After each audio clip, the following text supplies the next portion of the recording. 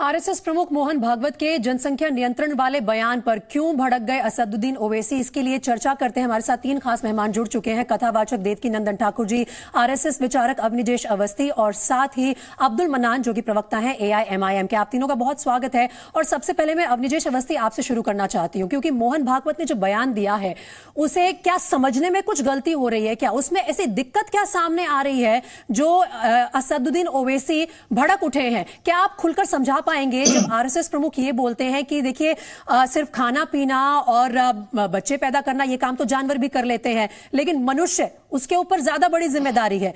कैसे समझाएंगे आप एआईएमआईएम को और बाकी लोगों को जो विरोध कर रहे हैं उनके बयान का?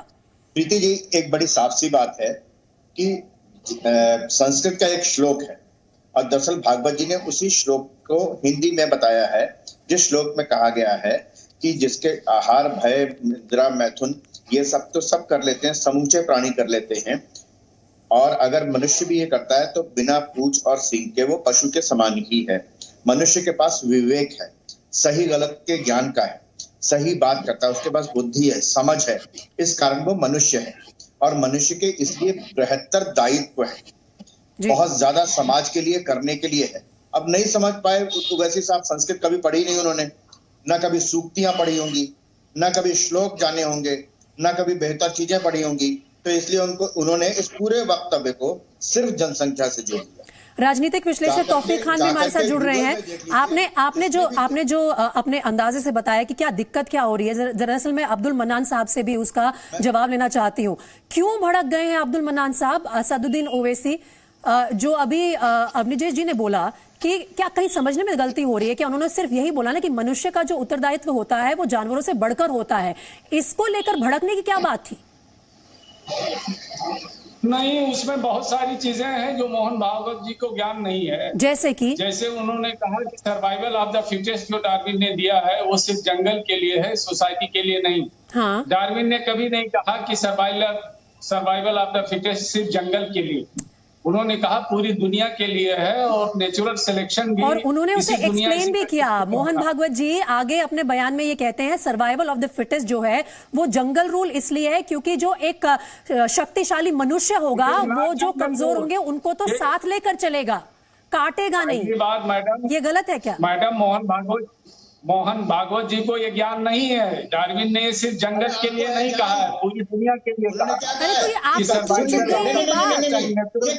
ये सवाल सिर्फ बहस का नहीं है कि इनका भी पक्ष सुन लिया जाए। पहले सुन लीजिए मन्नान साहब, उन्होंने कहा कि समाज में सिर्फ बलशाली व्यक्ति ही जिएगा, ये जंगल का कानून होता है। समाज में, मनुष्य के समाज में, मानवीय समाज में कमजोर व्यक्ति की रक्षा करने का दायित्व बलशाली व्यक्ति पर है। समझ लीजिए जरा। ये पूरा बयान था और अब अपना जवाब उस पर दीजिए। सुनिए अब्दुल मन्नान साहब, यहाँ पर डार्विन को मोहन भागवत ने मिसकोट किया है या मिसअंडरस्टैंड किया है, ये बहस का मुद्दा नहीं है। मिसकोट किया है, हाँ, लेकिन बहस का मुद्दा ये नहीं है। जंगल रूल है जबकि वो पूरे समाज के लिए है, नॉट ओनली जंगल रूल।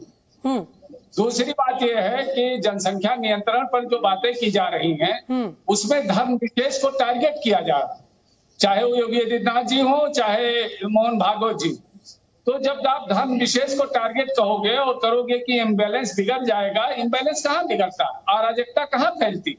आपने अराजकता फैली श्रीलंका में, तो वहां आबादी की वजह से तो अराजकता नहीं फैली। अराजकता वहां इसलिए फैली कि वहां जो है बेरोजगारी थी, वहां भ्रष्टाचार था, वहां महंगाई थी, वहां जो है बेरोजगारी थी, गुर्बत थी, गरीबी थी। अब्दुल मन्नान सुनिए और ये सवाल मैं तौफीक खान के सामने रखना चाह रही हूँ क्योंकि मैं हर आवाज को सुनना चाहती हूँ। और तौफीक खान, आप राजनीतिक विश्लेषक हैं, मैं आपसे ये समझना चाहती हूँ कि जब भी जनसंख्या नियंत्रण पर कोई भी बयान आता है, जनसंख्या संतुलन पर कोई भी बयान आता है, तो एक विशेष वर्ग ये क्यों सोचता है कि उसे टारगेट किया जा रहा है? क्या ये सही समझ है या फिर कोई इंटरनल इनसिक्योरिटी है?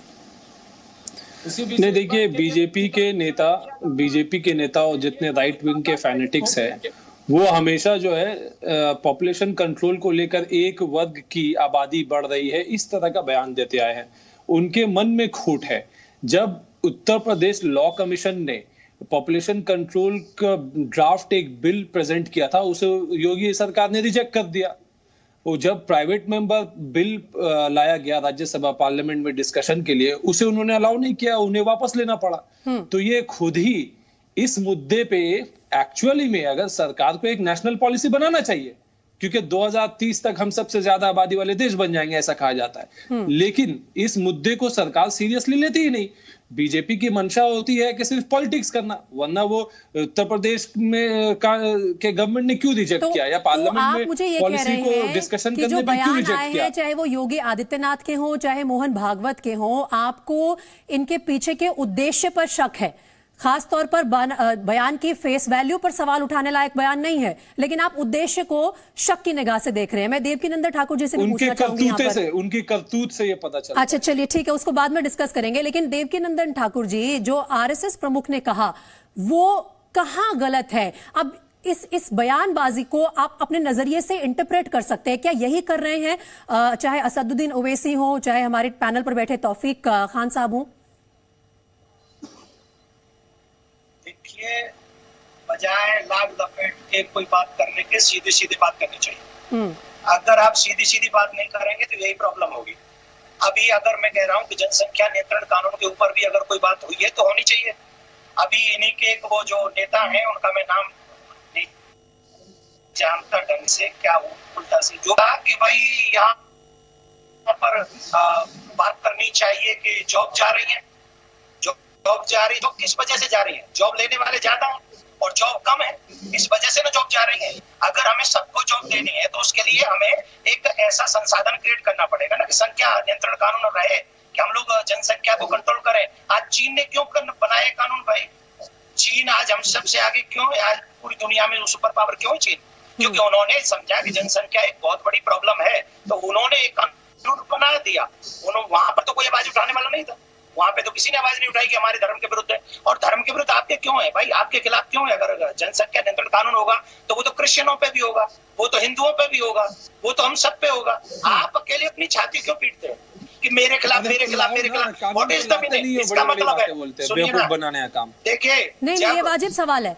और देखिए, मैं आपसे तमीज से बात कर रहा हूँ, पूरा कीजिए जी, आप तमीज से सुनिए, पूरा कीजिए देवकीनंदन जी। मैं आपको सुन रहा था आराम से, ठीक है ना?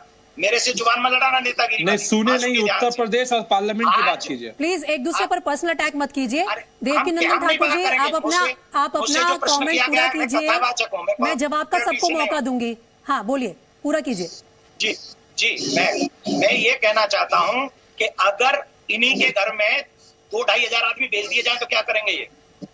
ये कैसे उनका स्वागत करेंगे? कैसे उनके भोजन पानी की व्यवस्था करेंगे? अगर इनका घर छोटा है तो वहाँ 50,000 आदमी नहीं भेज सकते।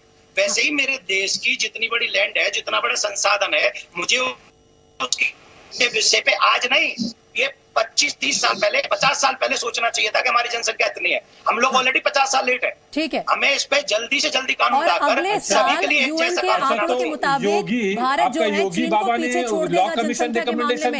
हम देश का, हम पूरे विश्व का सबसे ज्यादा आबादी वाला देश बन जाएंगे।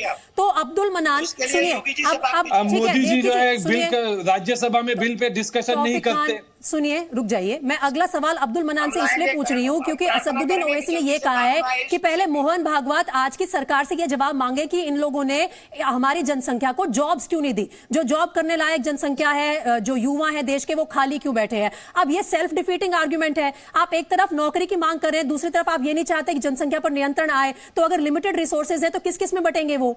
अब्दुल मनान। असदुद्दीन ओवैसी साहब ने ये नहीं कहा कि सबको नौकरी चाहिए, उन्होंने कहा कि भारत यंग इंडिया है, 50% आबादी यहाँ नौजवानों की, हाँ। और उनको रोजगार मिलना चाहिए। और अभी तौसीफ भाई ने जैसा कहा कि सरकार जब खुद ही 2 बच्चों से अधिक का बिल जब आया पार्लियामेंट में, तो उनके हमारे हेल्थ मिनिस्टर ने और मोदी जी ने खुद ही रिफ्यूज कर दिया कि नहीं, ये पार्लियामेंट में बिल नहीं लागू होगा। तो ये डबल स्टैंडर्ड क्यों खेला जा रहा है? टेलीविजन के डिबेट में कुछ और बोल रहे हो, मोदी सरकार कुछ और बोल रही है, हेल्थ मिनिस्टर कुछ और बोल रहे हैं, मोहन भागवत जी कुछ और बोल रहे हैं। आप ये बताओ कि किसी मुस्लिम संगठन ने कभी ये कहा कि भारत में आबादी बढ़ाओ? और हम दसियों संगठनों को बता देंगे, आरएसएस और बीजेपी के और साधुओं को, साध्वी लोगों को, कि जो बैठ के मंच से कहते हैं कि आप ज्यादा से ज्यादा बच्चे पैदा करो वरना मुसलमान ज्यादा हो जाएंगे। जवाब दीजिए देवकीनंदन जी। ये आरएसएस के लोग कह रहे हैं, मंच से खड़े होकर साथ। चलिए आप सुन लीजिए, उनका जवाब सुन लीजिए आप।